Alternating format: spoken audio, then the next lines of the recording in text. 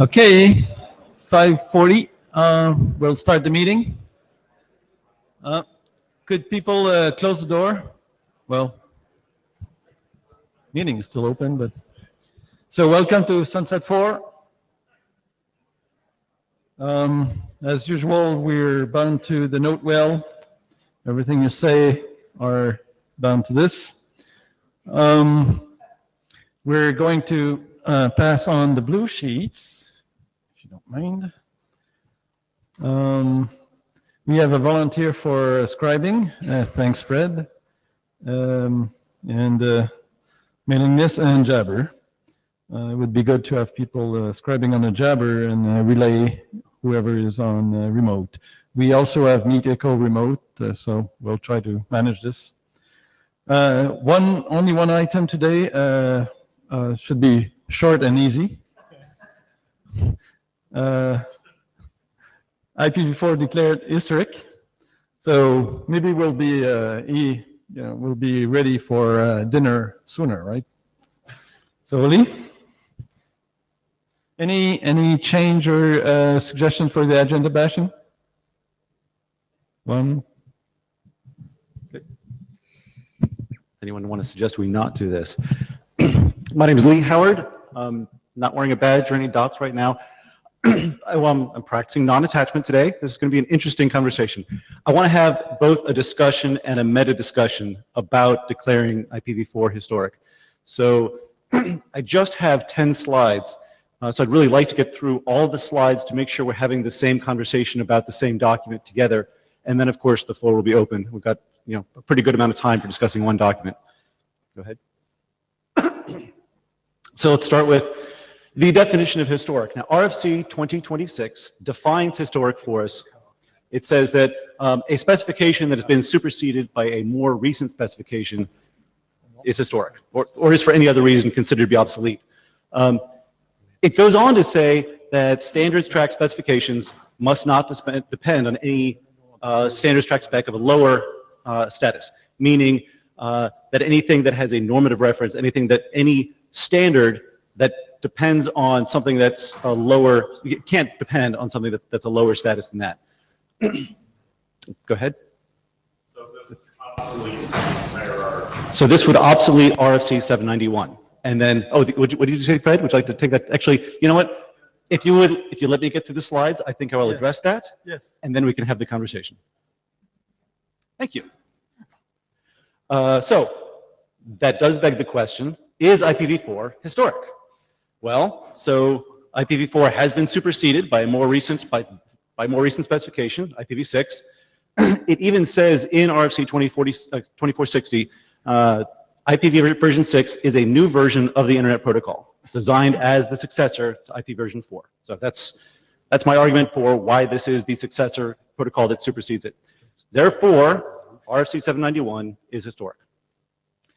I further would say, and do say, that IPv4 has inherent limitations that we just couldn't figure out any other way around. It can't be mitigated. That's why we developed a new protocol that doesn't have these limitations. And current and future work builds on IPv6. Therefore, it's better for every purpose than the old protocol. Next slide. I further in the document go on to say that the use of IPv4 is deprecated. Now, this is something that when we get there, I will encourage further discussion on, because I've already heard significant comments saying that this is probably belongs in a different draft, that declaring v4 historic is enough for one document. Deprecating its use is different. So declaring something historic is something the IETF does to itself. That's something that's internal to the IETF structure. Deprecating something in this sense, and there isn't a formal definition for deprecated in the IETF context, or at least for specifications for the RFC series. So this is a new definition used, and so I've defined it to say deprecated means a feature characteristic or practice that should be avoided. And I took that definition from a variety of sources, mostly Wikipedia.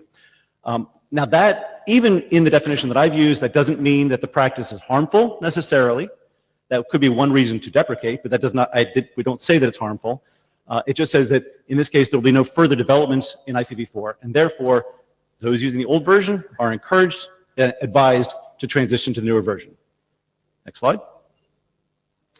So I've got 2 slides about the implications. The first set of implications, and this is sort of what Fred was trying to jump in with, is that by moving an internet standard to historic maturity level, it doesn't mean it can't be used. So that's actually a non-implication. We can still use IPv4 even if it's historic. It does mean that we can't, that any standards track document with a normative reference to RFC is also historic, and we can't do any updates there. And that would include any RFC defining IPv4 options. Do you need to start to interject now, or do you just want to be first in line? I want you to go back 1 slide and let's talk about deprecated, because the term that Fred Baker, random Cisco. So point of clarification, we did ask that we hold the questions till the end, because otherwise we'll debate what you think the slides are about rather than what they're actually about. So, and I'm sure that we will be jumping back and forth between all these slides. So, anything that uses RFC 791 as a normative reference that's dependent on it would become historic, but there are other RFCs that refer to 791 that aren't necessarily, wouldn't necessarily become historic, like DNS. The DNS RFC does define the A record and inatter.arpa, but it's not dependent on those. DNS still exists without IPv4. Obviously, we use it in IPv6. It's just, it would then be updated because the A records, the A record, for instance, does depend on it. So, but yeah, so go ahead. Next slide. So further implications, and this is kind of implications of implications. The IETF can't update something once we declare it historic. That's sort of part of the definition for the reason we define something as being historic. So therefore, as I say in the document, the IETF will no longer work on IPv4 technologies, including transition technologies. That's also a term that's come up on the list as being debatable, and whether we include transition technologies or not is absolutely up for discussion. And taken almost directly from RFC 6540, the term IP, without specifying an address family, will just be assumed to be an IPv6. So you wouldn't need to update a document that just says Internet Protocol or IP, because we can just infer that it means IPv6. Go on, almost there. So we've got a security considerations section. So it is possible that bugs inherent to IPv4 will still be discovered. And according to the definition of historic, if we declare IPv4 historic, we can't revise IPv4 in order to fix those bugs. Now, I will say, I don't think we're likely to find any bugs that are particular to the Internet Protocol version 4 with its, its packet specification. That seems unlikely that we wouldn't have found them yet. However, it's possible.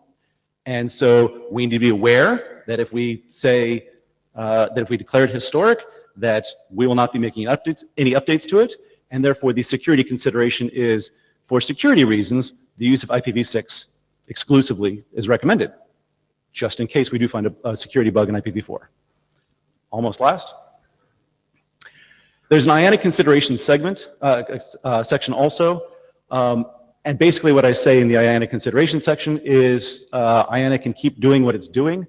IANA right now, in case you don't know, has some recovered IPv4 address space. They're handing it out every 6 months in evenly distributed among the 5 RIRs.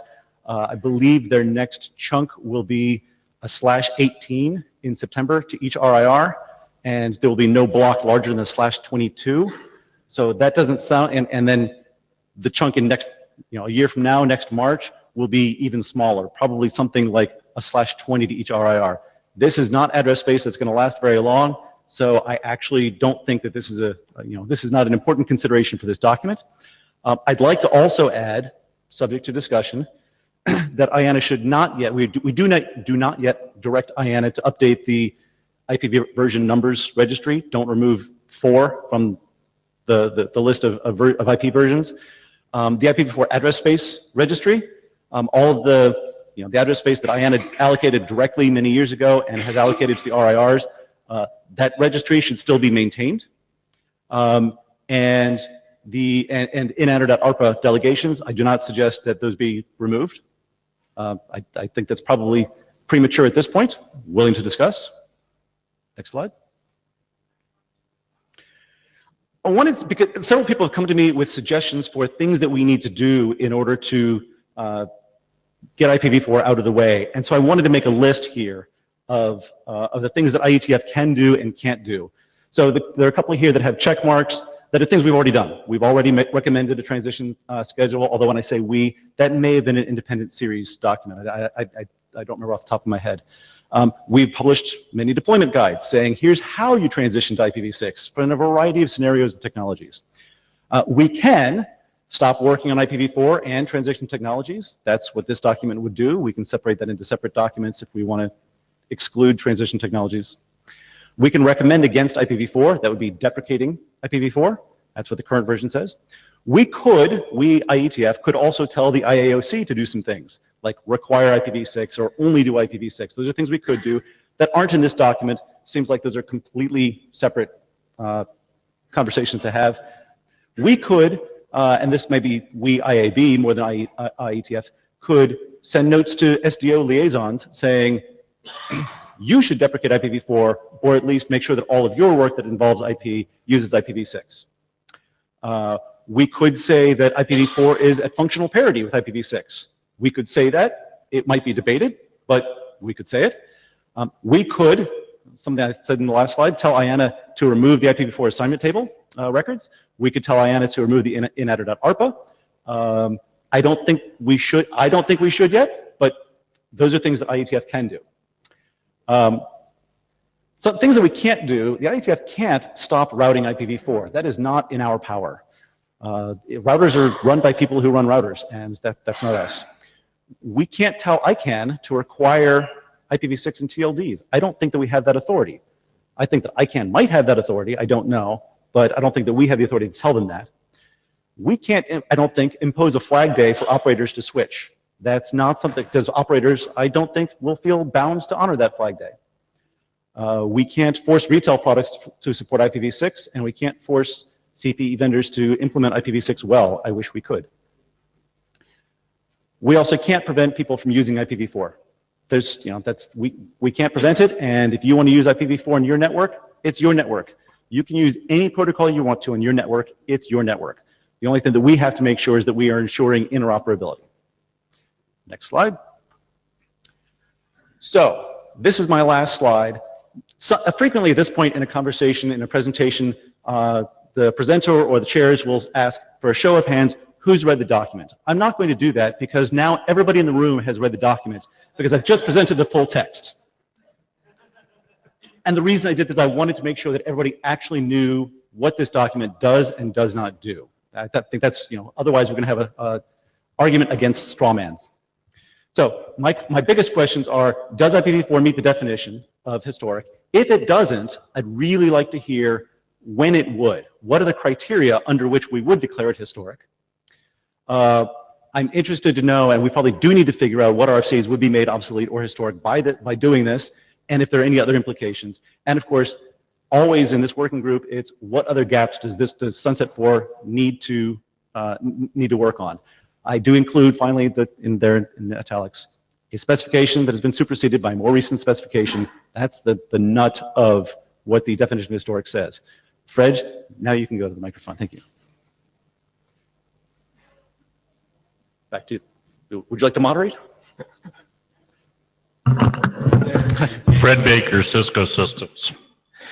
RFC 1158, section 3.1 defines deprecated. Sorry, what is 1158? Yeah. What is that RFC? So it's talking about deprecated objects in SNMP. Okay. So yes, that's what I thought is that we have used deprecate in reference to code points and specific MIB objects. We have not defined deprecate in the sense of an RFC. Do you think that definition applies? Would you like to give it to us? It's interesting. We can argue about whether it applies, but it's interesting. Yes. Okay. With respect to a MIB object, it says that it must be supported, but it will probably be deleted in the next version of the specification. Interesting. Deprecated means deprecate means you must support, but it's going to be deleted soon. Yeah, don't rely on it. Yeah. So, I mean, it's just kind of interesting there. Yes. Okay. Other comment. There's an awful lot of RFCs that use the term IP and are referring to IPv4. And if you take that and read back into it, IPv6, you probably wouldn't want what you came out with. Your update list would be really long. I think we need examples in Sunset 4 because I think that's the charter, that exactly is the charter for this working group, is to go fix those. Okay. Is it not? Your update list is really long. Like, conceded, yes. Dave Taylor. I agree with Fred's point that the terminology of IP meaning, IPv6 is something that is separate from all the rest of your discussion, okay, or should be separate from the rest of your discussion. Does it meet the definition of historic? Yes, but I wanted to disagree with one of the implications, though I think all the rest of them were right, and your summary slide at the end was right, I think. But if you wouldn't mind going back to the slide that had the quote from, I think it was the first one that had the quote. I think it was the first one after the title slide, which I'll use as the context. Yeah, that one. Okay. The key word that I want to give as the intro is the fifth word in the bottom paragraph. The fifth word in the bottom paragraph is the word normally. Normally. Okay. So that's the context. It says, yes, you can in fact have a downward reference, but it has to be approved by the IESG, and there's RFCs that specify the procedures for that. 3967 is one of them, and that one is updated by 4897 in case somebody's keeping notes. So now if you can go forward to the one that had the implications, the specific implication I wanted to comment on was the one that you said you can't do transition technologies. 3967 specifically uses one of the cases of when a downward reference is okay as long as it's approved by the ISG is when doing a transition technology. So just declaring it as historic does not automatically mean that, sorry, we can't do any transition technologies that reference IPv4 anymore. That is actually one of the explicit cases that says the IESG will consider it, right? They still have to approve it, right? But it doesn't mean that the IETF can't do it. I think all the rest of your implications are right, but that one was not. So can I ask you two questions to follow up on what you just said? So the first one was, no, I forgot what the first one was. The second was, so you said, yes, we could, we don't have to, by declaring V4 historic, we don't automatically have to stop work on transition technologies. This document could say that, right, or could not say that. We can say it either way. Do you have an opinion? This is why I think it does meet the requirements of historic, and it doesn't block us from doing things that people want to do. By things, I mean saying, here's what's bad about IPv4, here's how to transition, here's how, you can still take normative reference to there subject to the approval of the IFG, even if it's marked as historic, right? And so that's why I'm saying yes to why yes, I think it should be declared historic, because in my mind, it does not have the problems that people would bring up that I think would be blocking. That there are ways around that, and those are just subject to IESG approval. Thank you. Philip Allen Baker, not speaking for Komodo Group Inc.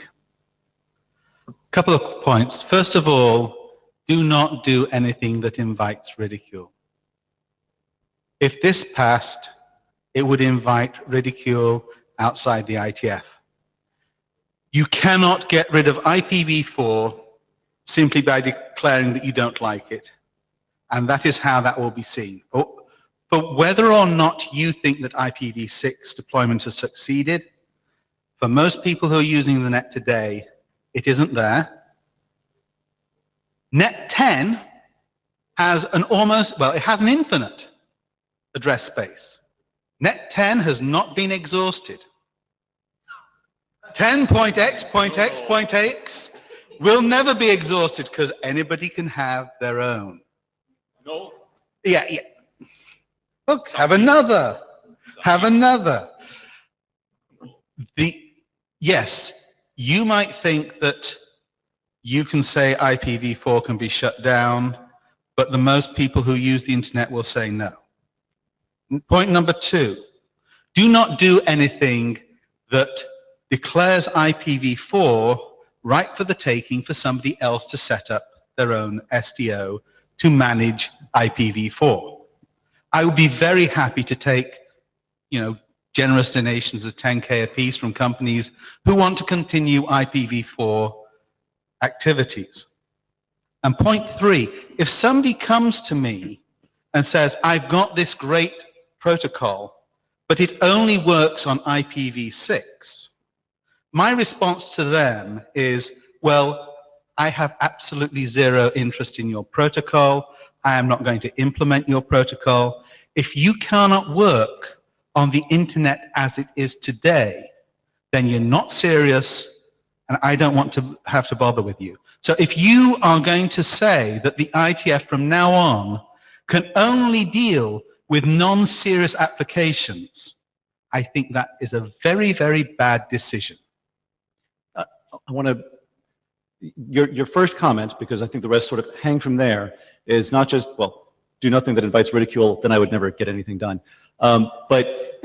So I think what you said is that this would be perceived as trying to turn off IPv4. That's not what the document says, but you think it'll be perceived that way elsewhere in the world. Is that fair? There's a big difference between you doing something that invites ridicule for you, Yeah. and something that invites ridicule of the IETF. I was being snarky, but to make sure that I'm understanding, because I don't think the document says, I think I pretty clearly said, we're not saying turn off V4, but you think it'll be seen that way anyway. I think that there is no way that you can spin this.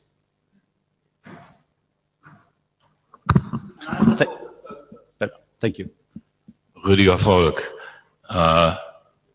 I am slightly surprised to agree with objections by Phil. But actually, he took away some of my points.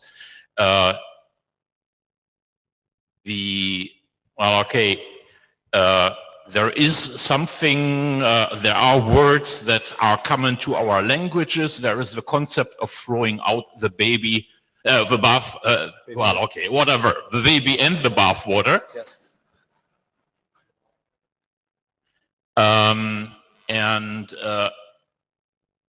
Before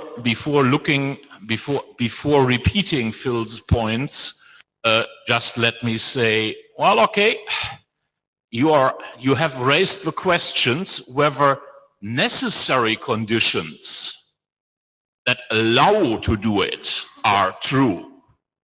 Of course, we also should ask the question whether we have sufficient reasons. And that was part of my last slide. Questions is, if not now, under what conditions?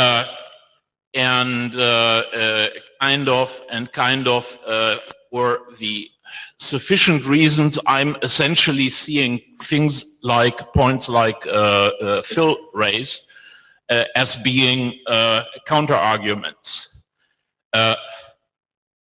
We really should be very careful that the public does not get the perception that the IETF lost connection to the reality. That would be really bad. So when, there's a point where the perception of what this would do would match other people's perceptions, right? I mean, so there's a point where that changes. Can you describe when that would be? No, I don't. Oops. Well said. I don't have ready criteria for it.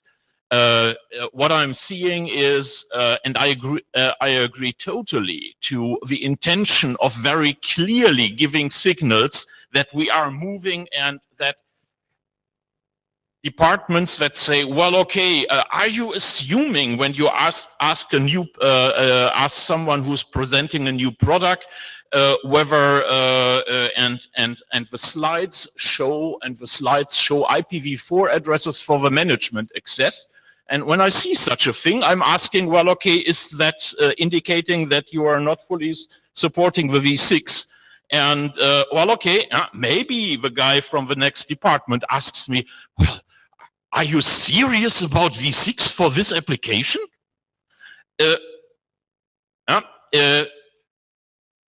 I do not, I fully agree we should put strong signs out. I'm not quite sure how to do that well. Declaring deprecation or historic at the moment, in my opinion, would be perceived as something where, well, okay, the IETF is talking in ways that are disconnected from reality, and that would be really bad. And the potential of some other party saying, well, okay, their time has gone, our time has come, I think is really bad, and would in fact counter our intention of moving on to V6. So be careful there. I don't know how to send the clear signal that we want to see out there. Thank you. I'm putting myself virtually in the mic line behind Jeff. Kyle Rose. So when I read the draft originally, the impression I got was that you were basically saying, well, according to the definitions, IPv4 is historic, and therefore we don't need to take any action. And I think one of the interesting things about this is that it seems like implicit from the definition that there is action that was triggered without intent. Like we didn't intend for IPv4 to become historic, it just is by definition. And does that call into question the definition itself? So yeah, there's a good, I think, almost ontological question about, gee, what's changed, and was IPv4 historic yesterday if the draft didn't exist? And a lot of this, there's always the IETF housekeeping of, oh, we just realized actually one of the dependencies for this draft would be V6 needs to be full standard. We need RFC 2460 BIS to be published, because you can't have it depend on we can't have everything else depending on a lower status draft.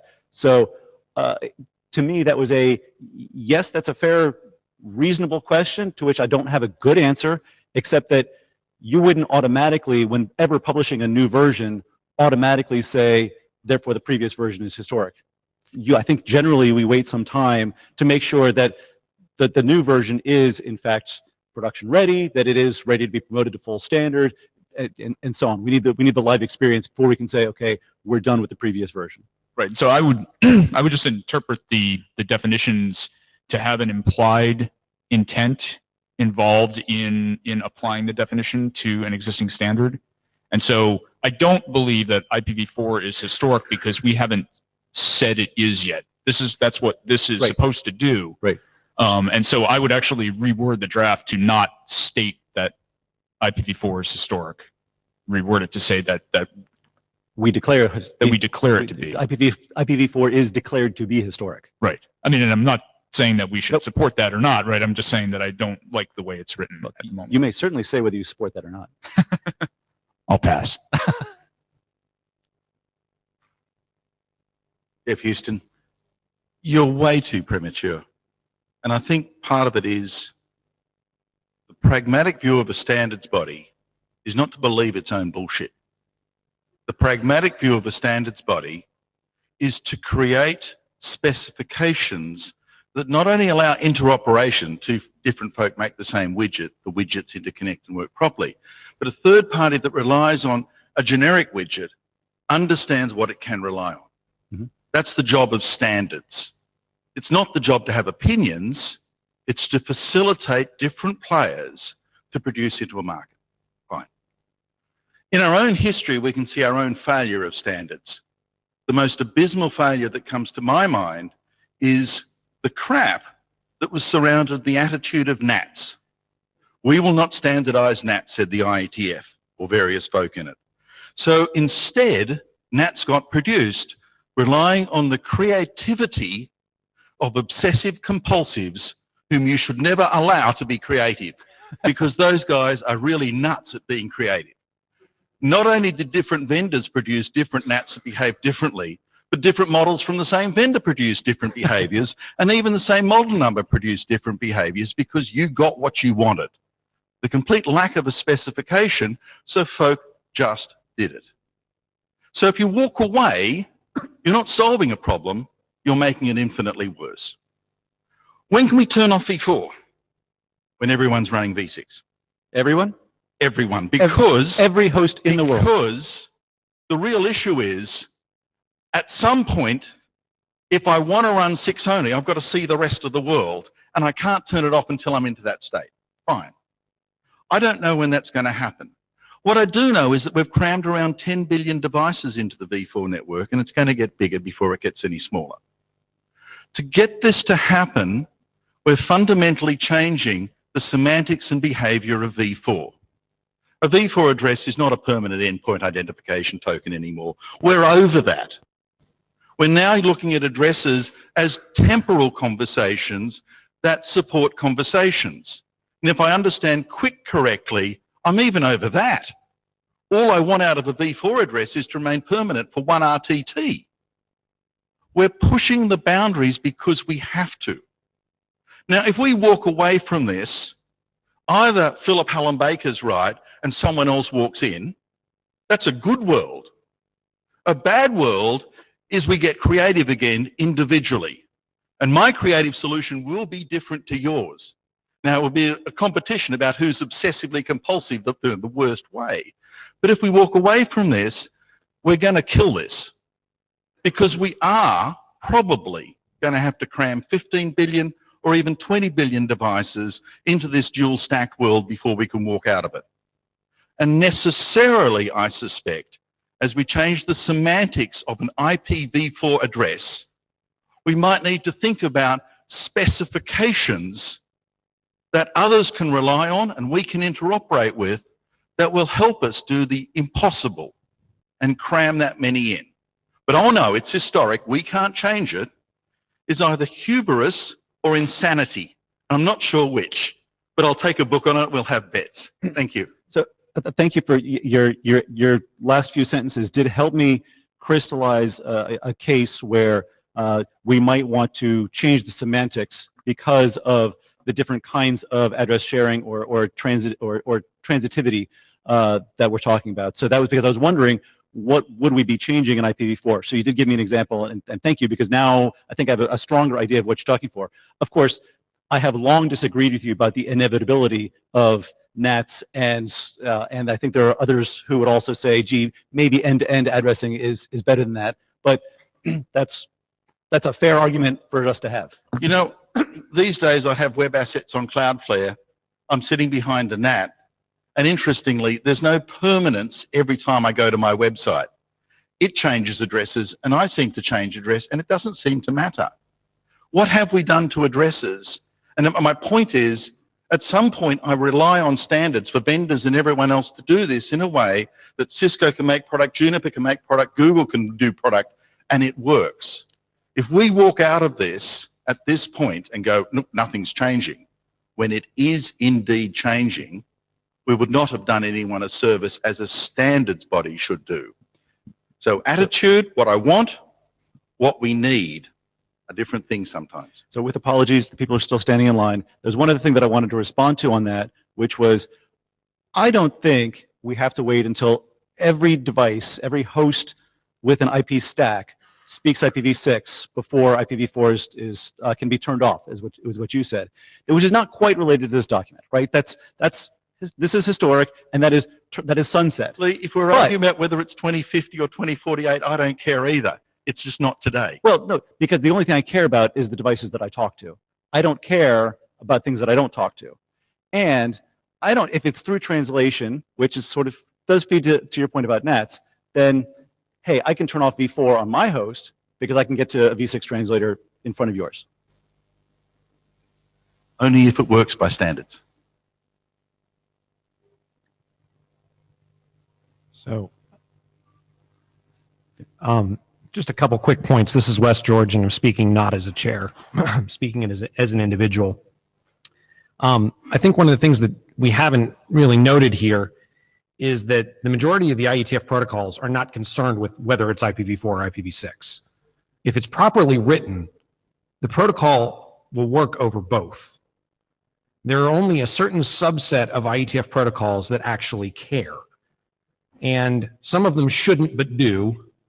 Some of them do because they have to. And so this really isn't a question of if IETF stops working on IPv4, anything that uses IPv4 is suddenly going to stop working or won't be able to continue.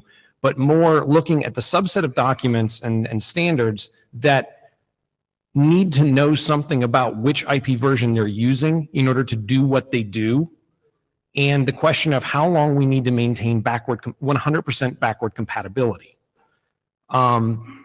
In terms of, even if we believe that most everything is going to work, but we're not necessarily going to optimize for that design anymore. You know, when people deprecate something in the software world, they might stop supporting an old version of code, say Windows XP, and the new version that they release that has a bunch of optimizations that work well better on Windows 10 might still work on Windows XP, but if I've stopped supporting Windows XP and you raise a bug on it, I'm going to ignore you.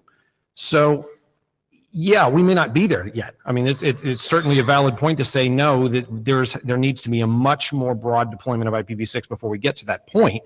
But I'd like to caution against hand-wringing on IETF is going to stop working on IPv4 when the vast majority of the things that IETF does aren't actually affected by that statement. The other concern that was expressed was that, you know, the IETF looks like it's lost its connection to reality. I'm going to refrain from being snarky here, but observe that the IETF's timescale is quite a bit longer than the rest of reality, because we're the ones that have to define the standards that get implemented for the rest of the world to use.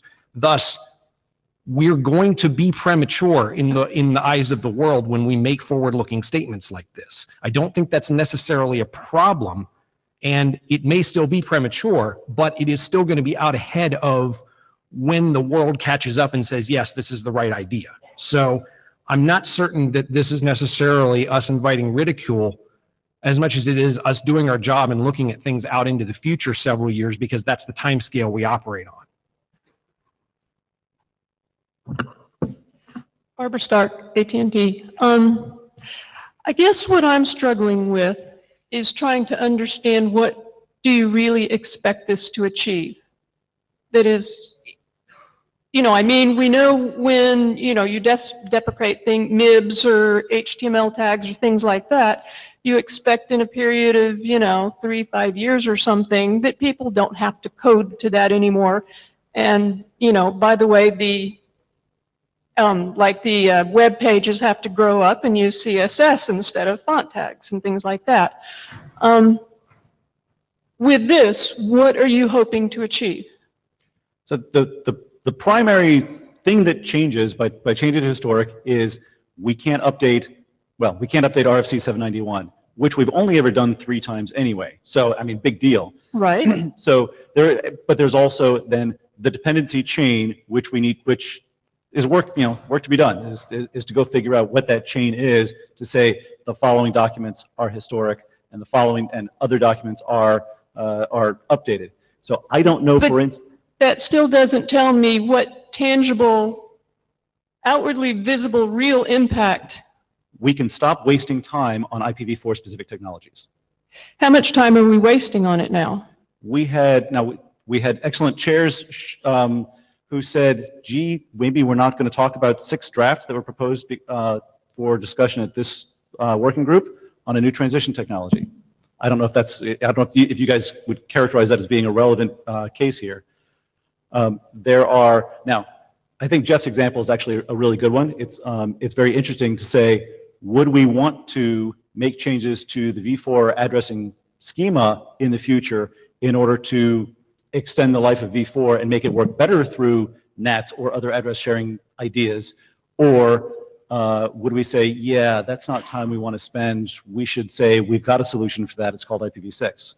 So your goal that I'm hearing is to put a stake in the ground that you can point to say, no, we're not going to do that work because it's on IPv4 and would be a waste of our time? Yes. Okay. That wasn't clear. You may want, to the point of preventing people from eye-rolling and things like that, you may want to make it clear that that is in fact the goal. I will look at the notes after the meeting, and I will try to revise and put in some friendlier language to make that clearer. Thank you. Hi, Aaron Falk. 2 comments. One, well, I guess first I came in very sympathetic to this proposal, and I find myself strongly persuaded by Philip and Rudiger that maybe not to the extreme that they're going to, but I think that the perception issue and the other SDO issue is a real one. Another concern that's worth thinking about here is that when you change a standard to historic, you can't have a normative reference to it, which means if we build a new technology that we want to have be a standard, and there is some specific IPv4 dimension of it, can't have a normative reference. Well, you know, you can have a normative. Normally, yeah. Apparently, can. I was Okay, mistaken. fine. David, Thank you. David Thank corrected you. us. I stand corrected. This is extraordinary, not normal. Yeah. So, so I think that what we can't get out of the business of supporting v4 because we have an enormous user base, and we need to support that user base. And so, while we may not want to take on v4 specific efforts in the IETF, we can't say we are no longer going to do any v4 efforts. And so, I'm not sure what the sort of the near to medium term practical impact is going to be within the IETF in terms of managing work. But I sympathize that we don't want to, but we got to support our users. And so in that regard, that's the other point I wanted to make is that we're kind of like a company that is doing a major upgrade on a product, right? We got this fancy new thing. It's much better than the old thing. We hate supporting the old thing because it sucks and we've had to live with all the warts for a long time and we want to get rid of it. However, we have customers who've invested a lot of time and energy getting used to it and they don't want to get off it. And so you have to sort of encourage them to do that, right? And so companies, they declare an end of life where they say, okay, well, you got a couple of years and you got to start thinking about this transition and then we're going to stop supporting it. Now, I think we've had some discussion on what a reasonable end of life for IETF support for IPv4 might be. And just based on the amount of it that's currently out there running, I don't think that, you know, we can stop developing technologies that we know work well with v4 until we're pretty confident that most of the internet isn't using v4, whether we like it or not. We built it, we own it. But I do think that it's important that if we do make any of these decisions, that they should be far enough out in the future. We don't want people surprised, and we want to encourage people to have a graceful transition that doesn't, have a strong negative effect on their business, and give them an incentive to find somebody other than the IETF to do their v4 work for them. So, thank you, and I wanted to respond, to say that was exactly a point that I kind of wanted to make earlier, that this may well be several years premature, and that's okay, because I think it's a good time to start having the conversation so that when we have it, whenever the right time is, it's not a complete surprise to everybody. So that's part of why I wanted to talk about also, and that's the meta conversation that's on the last slide, is so when would we, how do I know when to come back to Sunset 4 and say, hey, remember this draft that expired X years ago? I'm back. Or is it just, let's do some refining and talk about it every few meetings and, we'll sort of keep it going for a while. I'm willing to do that too. Yeah, Philip. Wilhelm Baker. So concrete example of a specification in process right now, TCP increased security. If that doesn't work over v4, it's dead to me. But the other thing was, it strikes me that if you go back to that, the previous one that said go back to this previous slide, we don't need to be bound by RFC 2026 enumeration of statuses. The ISG can create a new status at will. And so maybe what we need for IPv4 is it's complicated. Or complicated, I suspect. I mean, drawing on my experience as an S&P 500 corporate spokesperson, I'd say complicated. And a draft coming out saying, an RFC saying, these are the ways that IPv4 was expected to behave, and here is how IPv4 now behaves in the real world. And it isn't historic, and it isn't deprecated, but it is saying, when you tread on this landmine, here's how it's going to injure you. And I think that would be something that would be useful to the community as a whole. Now, to answer your question, when can you turn it off? Well, when can we get rid of MAC addresses? Think about it. Every packet that we're sending on the net, over the Ethernet, it's got a MAC address. Now, why do MAC addresses exist? Well, because people still want to run their Apple Talk and their Novell and all those protocols that haven't existed for years. Is there anybody? Yes, but why does Ethernet not just use TCP? Take it to the Yes, but why isn't it TCP? If we're in a world where IP is the only thing, why? Why do we have layers? Yeah, well, no. Why do we have that layer? Why do we multiplex between those protocols when the world only uses one? No. I'm afraid I may not be smart enough to understand your point. We have a layer in there because at one point we had multiple networking technologies, and we can't get rid of that layer because even though I don't know anybody who's using anything other than IPv4 or IPv6, but the infrastructure that exists has that assumption built in that there is such a thing as a MAC address. And whereas if you were to design the network hardware today from the assumption that only IP was there, your hub would not be an Ethernet hub. It would be an IP router. And you would design your hardware differently, and you wouldn't need that layer. But you can't go to that, even though people don't use it anymore. So the question about when you can eliminate IPv4 is probably after you're dead.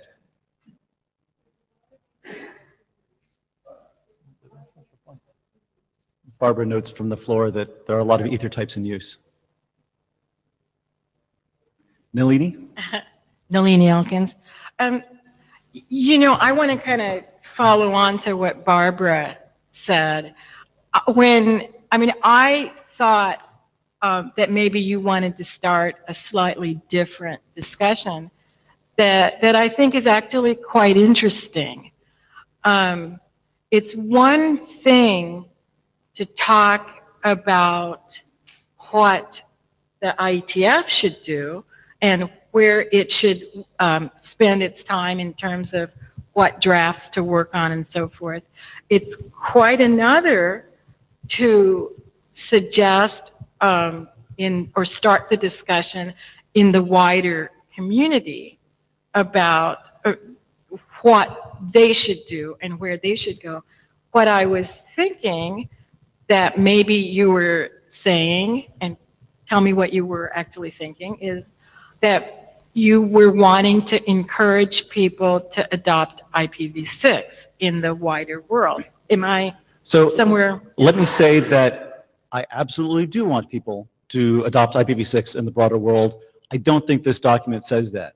Now, I am aware of some of the optics that it probably sounds like it says that, and from going and looking at non-technical lists and non-IETF lists, that's definitely people's first reaction before declared historic. Oh, well, they're just trying to force us to use IPv6, and that's why I went through the slides. I went through the entire text of the document, was to say I was trying to scope this document down to just the specific IETF context. Right. No, I totally see. That's what you were saying to Barbara, and I totally get that. Of course, in the a particular age that we live in, or maybe we've always lived in, what people read and is the title, and then they, imagine all kinds of things. If people read the title and don't read the document and deploy IPv6, I guess I'd probably be okay with that. No, sure. But again, I think, as I said, other people want to speak, but the discussion, I frankly think maybe more needs to be had is, why is it that it's taken so long to adopt IPv6? RFC 6540. So there is, as Wes points out, there is RFC 6540, which talks about some of that. There are studies by, in particular, the RIRs, the NRO, have done studies surveying people. When are you going to deploy IPv6? Why haven't you yet? What are your biggest hurdles?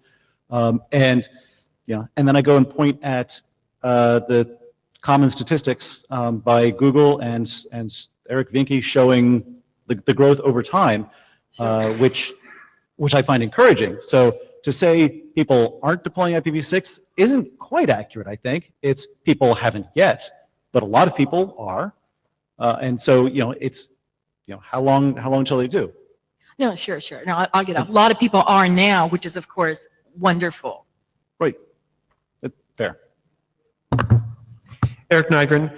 I think some of it may be, I think there's a little bit of this where we're getting stuck up on the wording of historic, where I think if we kind of abstract that out to some other term, it may be easier to make some of the conversation. If it gets directionally historic or something, I'm not going to try to come up with terms now, but if we try to look at what are we trying to accomplish, I think one of the big things we want to accomplish is reducing the time window we're in where a large portion of the internet's running in a dual stack environment where people are expected to, you have to make your device have functional parity on both IPv4 and IPv6. Your protocols need to have functional parity on IPv4 and IPv6. And especially, I think there was an allusion on the mailing list to what signals are we sending to other standards bodies who are working on things, where being able to indicate that, hey, it's okay to build something that is IPv6 only, where it's only IPv4 access is through IPv4 as a service over IPv6, is a signal that would be good to send, because there seems to be a lack of visibility into how far along we actually are into the v6 deployment process. There's a lot of people who think v6 deployment is back where it was a few years ago. Right. It might actually be interesting to see a show of hands from people where they think v6 deployment is. Right. So there may be a way to reframe this that doesn't really go straight to historic, but instead is explicitly calling out what you're trying to do is telling people, hey, we're on the direction to be historic. And if you're developing a new protocol, it's acceptable to develop it in a way that is v6 only, but you might want to consider having v4 as a service transition technologies for now. Mm-hmm. And on your question of when would be a good time to do this, to actually switch it to historic, I think a good point might be when more people have deployed v6 only environments, and that it's more of a norm rather than an exception. Because I think right now when you have the T-Mobile US and the Facebook and a few others who are starting to really do, and a few of the broadband cable providers and some sections of Comcast that are in this, okay, we've deployed v6 only, it makes our life actually, in some world, it makes our lives dramatically simpler not to have to deal with dual stack, and maybe to have a v4 transition technology there present or not.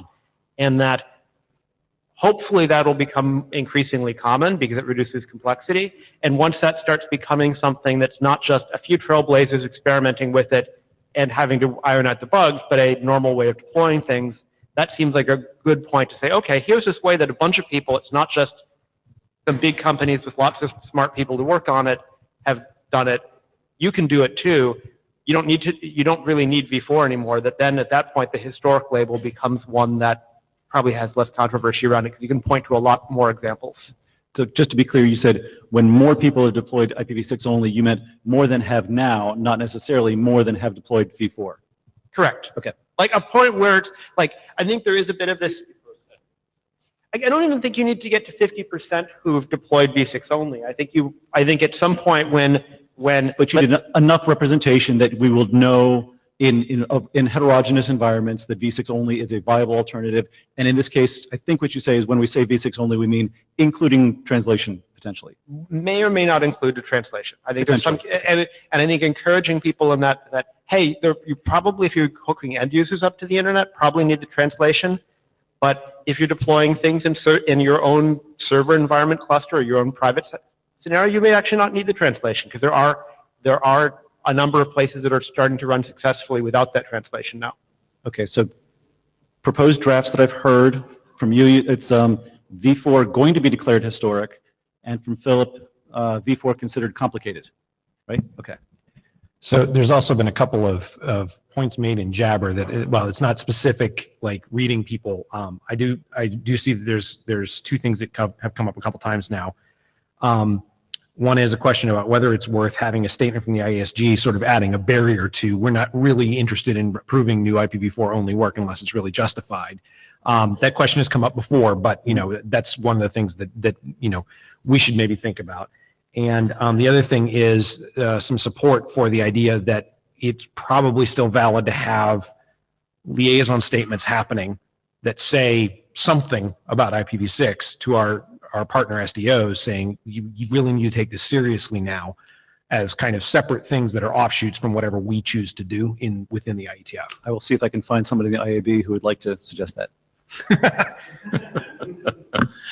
Okay, Rüdiger Volk again, and I'm sidetracking a little, but well, okay. Take an observation of how work in the IETF actually displays use of v4 and v6. I don't think I did see any slides today where examples that were supposed to be generic for the address family actually used v6. Yes, absolutely. You know what? Would we need the historic status to change that? Working group chairs everywhere should insist that their presenters use v6 addresses in their examples instead of v4 addresses. Hi, Peter of Facebook. So first of all, thank you for doing this work. Facebook has 90% of traffic internally in IPv6. The problem we see right now in community is not that there's lack of encouragement for IPv6. There's lack of discouragement for IPv4. Sorry, hang on a second. Oh, sure. Even closer? Yep. Yes, so the problem is people still think IPv4 is a long-term thing, and we often see that we often hit issues even in major vendor implementations in IPv6, right? Like the last one was NetFlow issue, just like last few weeks. The problem is that people spend lots of efforts on IPv4 in IETF and in vendor community, and there isn't enough work being done on IPv6. So we think that it's not enough to encourage IPv6. It would be very helpful if IETF or any other body would discourage IPv4 work. Right now, it just seems like there's lots of effort spent here on IPv4, and this hinders the progress. So thank you very much for this work. If you need support, like you got this from us. Thank you. Thank you. Brian Haberman, and I will state right off the bat that if anything comes across as snarky, it's because I won't be an AD in the next 25 hours. I know I've had this conversation with a good set of people over the last couple of years, and I do have sympathy for what you're trying to do.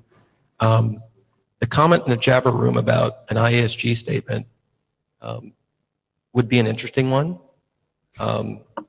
But the other point that I think people could actually make influence is when you actually see new charter work come in, right? Those things go out for community review, and we can push on the people proposing the charter as much as we think we can.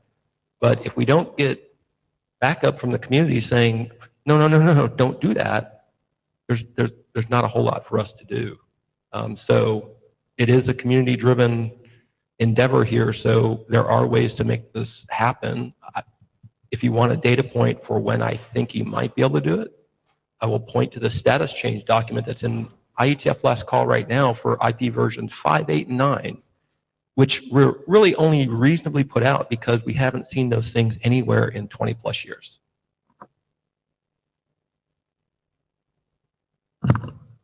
Marc Blanchet as an individual. Into your, the problems of references in all our documents. So I'm refraining to give my opinion on your work, but, well. Can I call you a coward to your face for refraining? Only because I respect you can I actually see that. So So I like this, but the point is, are we going to manage, for example, URL specifications where you can enter an IPv4 address, right? And then those URL specs are probably like normative references to, I don't know, 2,000 documents or so. So I'm not suggesting a solution, but thinking more about refs is getting big and huge. But Obviously, I haven't read the specification. I would have thought that the ability to do an address literal, A, would be deprecated, and B, is not normative to the URL syntax.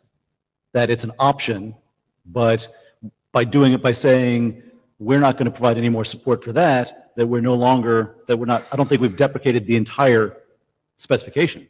Or, sorry, I don't think we've rendered the entire specification historic. I think there's a few, we should get rid of IPv4 literals because that's the big problem we have with, NAT64. But I think there's more we go into, looking into references of references, we'll find those, I think big issues. The other that comes to mind is all the SIP stack, stuff, which is all, all over the place with, V4. It's just, how could we manage that in terms of documents? You faded off, you tailed off the end there. I missed it. So the SIP stack, what? Well, SIP is by default super deep into V4 and V6, signaling, and so there's a lot of dependencies there. I don't know how we can manage to deprecate or whatever status within the set of the documents. So sounds like those are things that we need to make sure make it into the Sunset 4 gap analysis. Hi, it's Mark Townsley here. I said this in the Jabber room, but I want to say it at the microphone. I think we'd be better served overall, and I believe I'm agreeing with some of what Eric said a moment ago, to focus on making V6 only as viable as possible rather than just trying to shoot IPv4 as a way to get to that end. There's still a lot of positive stuff to do there. I'd like to also note that I'm surprised we're not talking about technical fragmentation of the internet here and I think there's a subtle issue. Let me paint a picture. You're a brave operator that reads this document and says, oh, V4 is historic. I can't get any addresses anyway. I'm going to launch V6 only service in my country. Most of the content in that country isn't on V6, but I launched the service anyway because most of my users only care about Google and Facebook and those few American operators that are on V6. And then my government steps in and says, what are you doing here? You're competing with the local incumbents, et cetera, and blocks my ability to launch my service because I'm unfairly disconnecting my users from a big portion of the internet. These kinds of things could happen, right? And it's a really, really tough issue. It's one that the IETF maybe wants to sidestep. But if you get into this, I think you can't avoid it. It's an interesting example because I also have heard of a case where a regulator said, wait, you can't get any more IPv4 addresses, and so if you're a new operator who's beginning in the market, you have to deploy NAT and your competitors don't, and that puts you at a technical competitive disadvantage. That's restraining competition, and therefore we need to require IPv6. So what an interesting comparison we've got there. I totally agree with you. I would love to see IPv6 be, whatever it was that you said, more good. Would love to see recommendations for ways that it can be so. Would also love to stop retrofitting features into V4, and that's, I guess, actually in response to Barbara's question half an hour ago, that one of the things that I think we've done a disservice to ourselves in advancing V6 is V6 can't get any better than V4 because every time we come up with a feature in V6, we backput it to V4, which to Philip's point is sort of the point. I don't care about it if it's only in V6. Did I characterize everybody's position correctly? I think I went around the room there. Jumped around a lot. I'm trying to simply state that if we can make V6 only service viable technically, as well as convince whomever has control points and power over the situation that V6 service is internet service, then we will be setting ourselves up for the potential to actually be able to turn off V4 without repercussions that we may not expect if we just walk in and say, oh, turn it all off because we said so. So I think I agree. Pave the way I think for I agree V6 with only you. rather than shoot at V4. I think I agree with you, but I also think that we agree that that doesn't sound like IETF work. Convincing regulators that Maybe. V6 only. We're doing it right now because you were talking about, oh, but wait, I've already heard about this other case, where V4 exhaustion affected the operator in this way. Having that as a referenceable material for whatever body, maybe it's the World Economic Forum or somebody, to point to and go, oh, this is what the IETF believes about this. Could be a positive thing to come out of this for V6 rather than trying to make it a negative thing for V4. You know what I mean? Anyhow.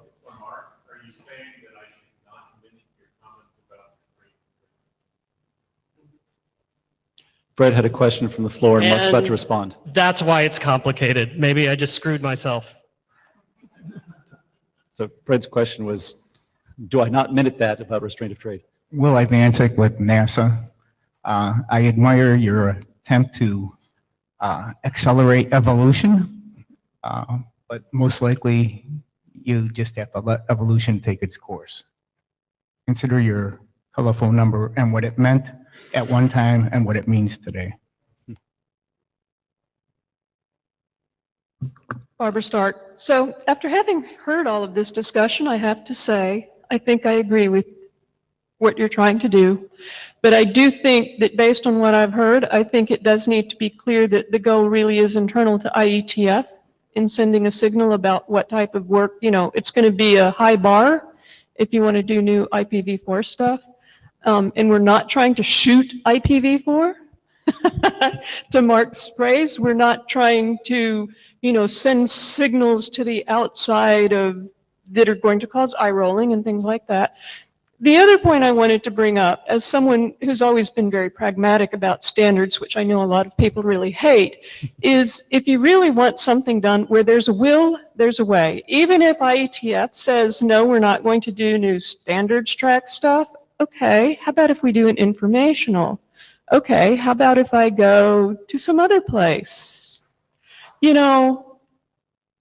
I don't think it's going to stop anybody from getting done what really, really needs to be done and what's really important. And I think to the internal IETF, I think this would send the right message.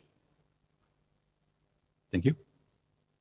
Hi, David Skenazy here. So first off, I really agree with Barbara, but on the specific point of IPv4 to IPv6 transition technologies, I think the only way we will successfully deploy V6 only is through transition.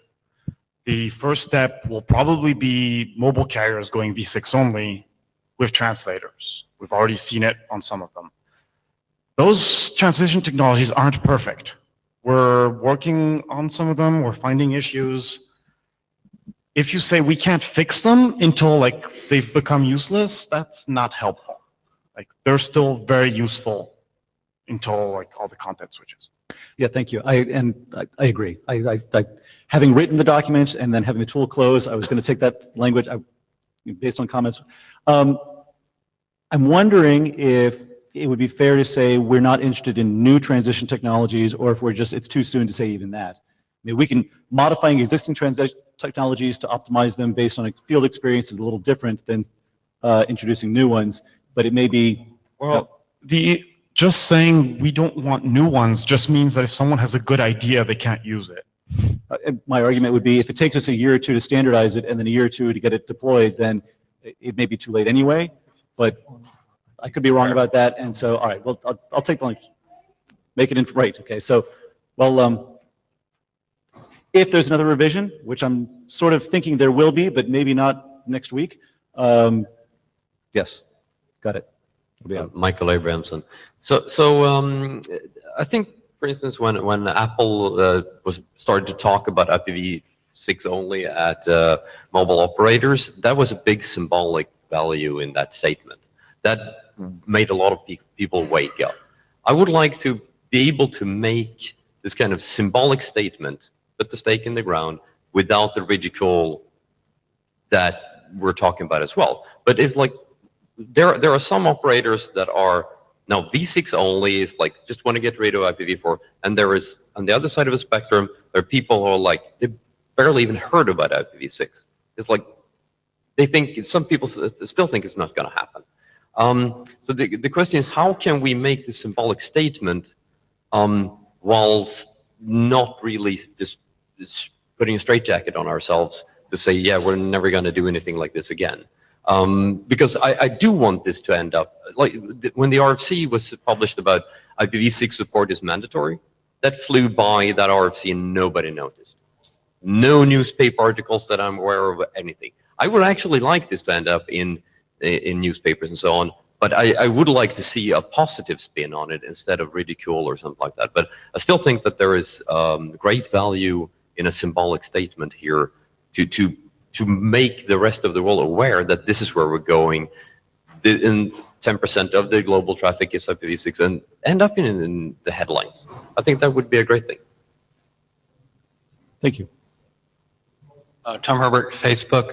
So I'd like to thank you for this work. I think it's actually amazing after watching IPv6 progress all these years. Even having this conversation is pretty stunning. But I would tend to agree. I think we do need some symbolic statement. I think by the definition of historic, that seems like it's a little bit of a binary switch, and almost like there's an intermediate step here. I think when somebody deprecates a product, they don't immediately say, we're not going to fix bugs in anymore. So usually there's phase one, which is no new development, but we're certainly fix bugs, and kind of continue along that path.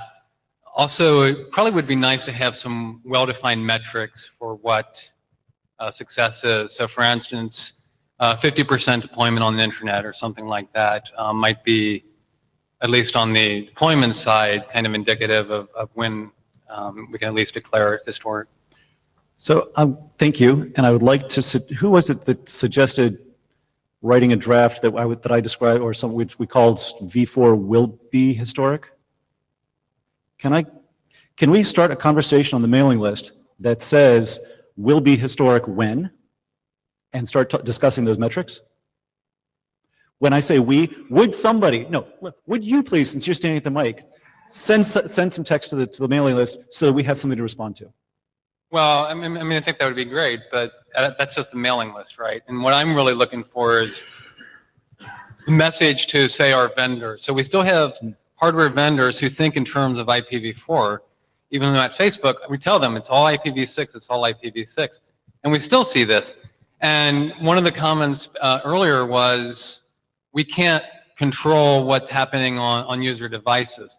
There are actually some ways we can do this. I mean, we still control the implementation of stacks.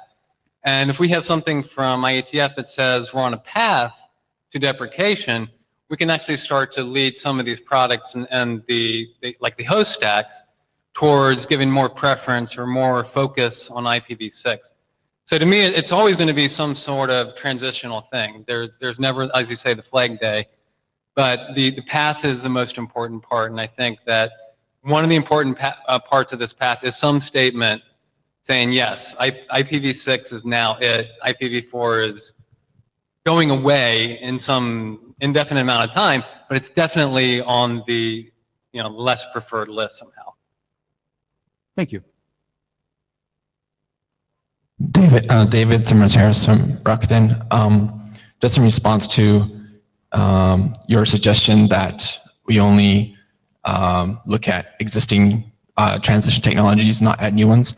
I remember from Yokohama that in that V6 ops, there was some vehement statements or consensus that the current transition technologies are at a state that they cannot be none of them can be recommended, but that's all we have. And so everyone's hoping, crossing your fingers, waiting for a new one that will actually not have issues like the ones that currently do. So that's just something to consider before, making it difficult to have a new one. Yeah, it may turn out that somebody does have a brilliant idea that can be deployed in time to be useful. Fair enough, okay.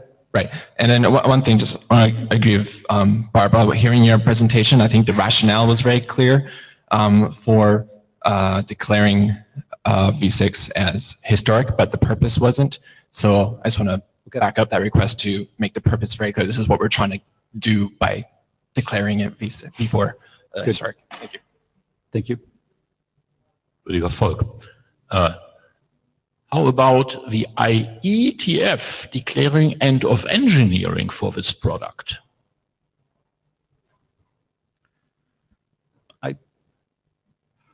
Is that different than this? I don't know what that means. I mean, so. I think it's more like deprecate. My company actually has a formal definition of end of engineering and end of life. End of life is what the IETF would call historic, as in you can't buy it from us anymore. End of engineering means, well, you can buy it, but we're not going to do much more than maybe fix the odd bug. Thank you. Okay. I think in terms of media management, if you made an announcement now that IPv4 would go to end of life, I think end of life is probably better because it's an understood term. If you declared end of life in 5 years, that would have a media effect that would be useful in getting IPv6 deployment. I don't think that you're going to get a useful result out of declaring historic. It might, and 5 years would be the absolute minimum, I think, that you could get away with. You might even want to have a longer term, 10 years, but if you did 5 years and then and reviewed at 5 years and extended it for 2 or whatever, that might be another way of herding. But you're looking at media management and the signals you send to the rest of the world. And so talking their vocabulary, so end of life of what they understand. Thanks, interesting. Hey, Igor Goshinsky, Yahoo.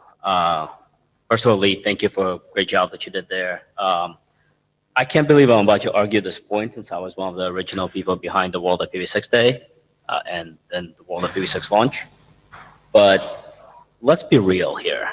Sorry, closer to the mic. There's no way that we're actually going to make V4 historic right now. And hell, probably not in the next 5 years.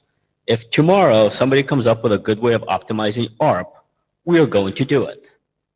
We are going to continue working on making IPv4 better because for better or worse, it still makes up 90% of our traffic. So if there's a way to optimize it, we will. And it's not honest. It's hypocritical to say that we're going to make it historic.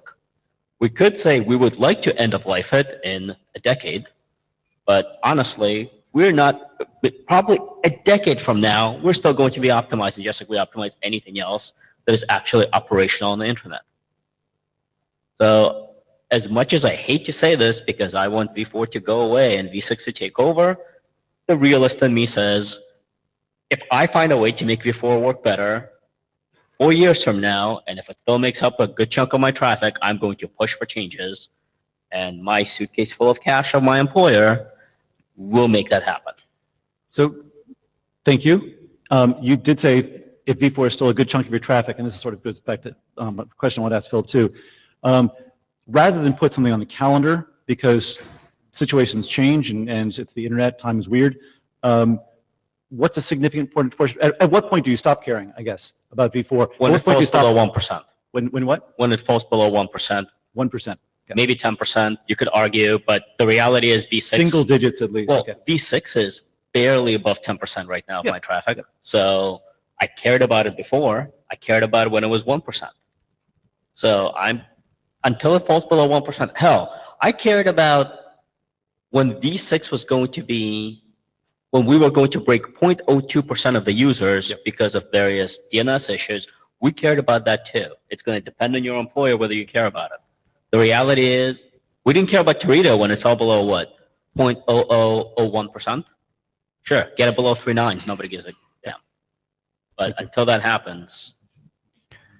So we are about 10 minutes before the formal end of the session, and I want a few minutes to kind of summarize what we're doing here. So feel free to make another quick, brief comment if there's something relevant, but we should probably close this down. What I wanted to, I hadn't fully formulated because I thought I had two people in front of me. I'm sorry, Mark, who are you? Mark Townsley. But what I wanted to do is ask David what convinced him to convince his management to put in this enforcement for V6 only verification into the Apple App Store, and if the IETF had anything to do with it. I don't know what the answer to this is going to be. If the IETF helped him, then maybe there's something we can do here. Because those control points are what matter, right? What the Facebook guys did, well, their control point is Paul Saab and friends, right? They took a control point and said, okay, it will be V6 only here. If we saw something like that happen for Windows, maybe that would make it easier for the network to deliver V6 only service, et cetera, et cetera, et cetera. We're close to getting to the point where V6 only is viable in controlled situations and need to build upon that.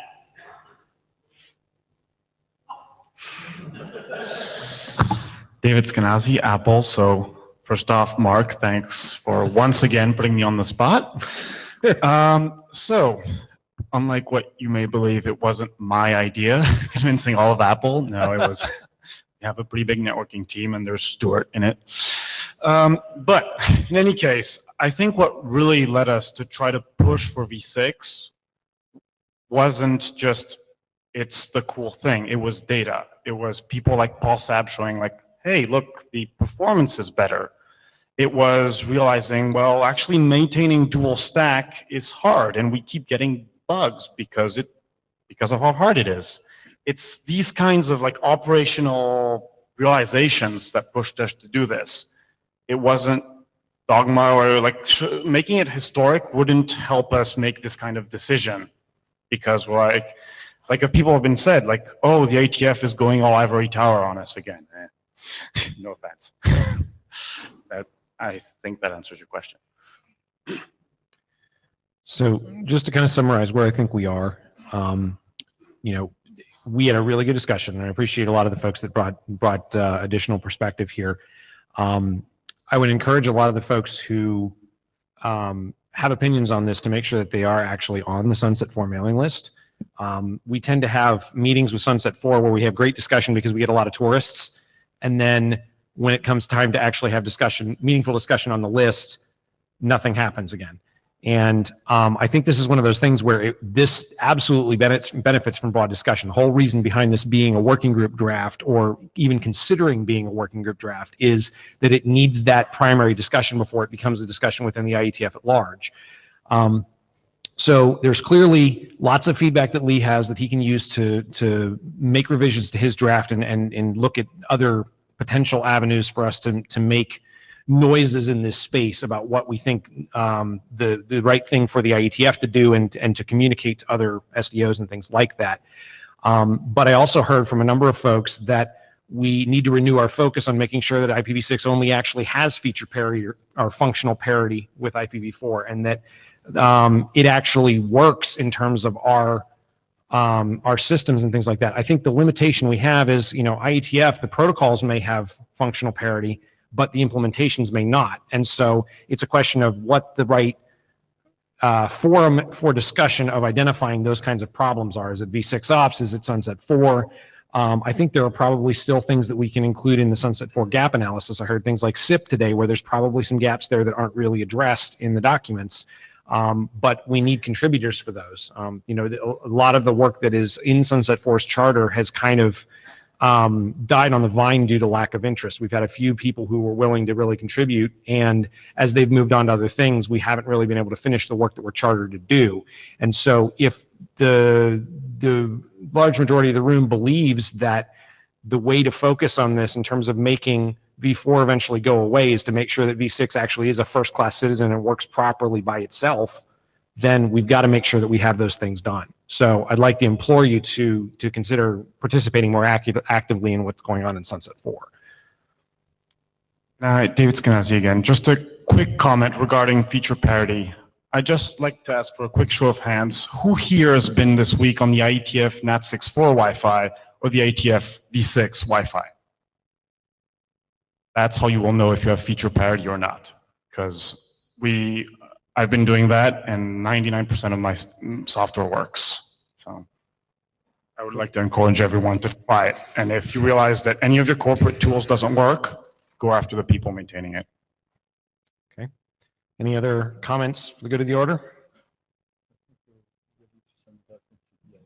Yeah. So So my conclusion is this document is ready to send to the ISG, right? All right. No, this is a really good point, David, is that, and back to the point of don't invite ridicule, it's even the IETF meetings don't do V6 only for everybody, and they haven't deprecated V4, so how in the world can they be giving this advice to the rest of the world? Ouch, right? So let's make V6 only work. It was on my list of possible things to do to ask the IOC to do V6 only. Okay. I think we are finished. Thank you. Thanks.